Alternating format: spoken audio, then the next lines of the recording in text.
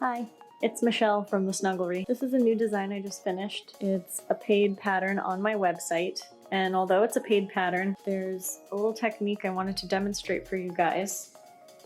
It's involving this little lace triangle on the shoulders. It seems simple enough, but what it requires is really understanding when you're working into the chain and when you're working into a stitch. And I'm going to show you what I mean by that. Here's a little swatch I made that represents the triangle sleeve lace. And this and many other patterns may call for you to work into the chain. And if that chain is after a stitch, it can be kind of hard to see. You may think that this is the first chain in this chain right here.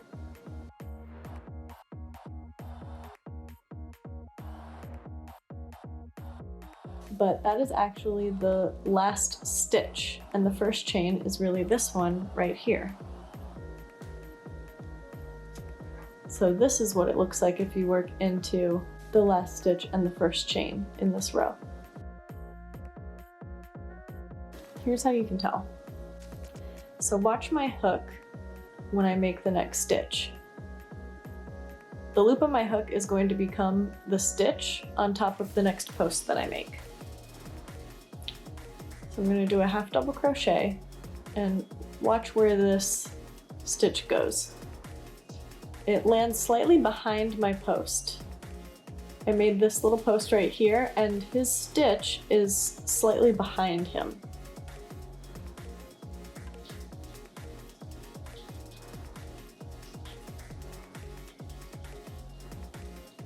So on the row that you're working, the stitch lies slightly behind the post.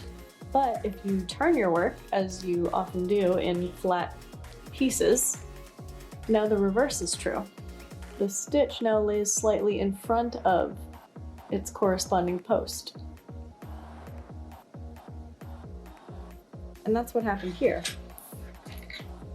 If we remember that the stitch we're working on lies slightly behind the post, then the stitch from the previous row lies slightly in front of its post because I turned my work at the end of the row. So this little guy's stitch is here.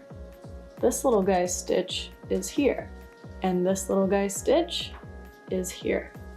So that is the last stitch, and this is the first chain.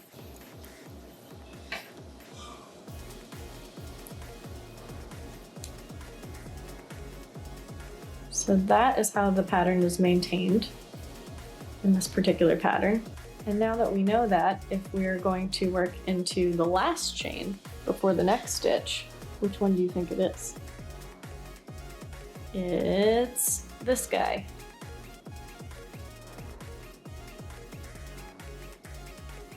The post on the row below is slightly behind his stitch. So that's how you can tell a stitch apart from a chain when they're next to each other. I hope you found that helpful, and if you want a copy of this pattern, I've linked it down below. Thanks for watching. Bye!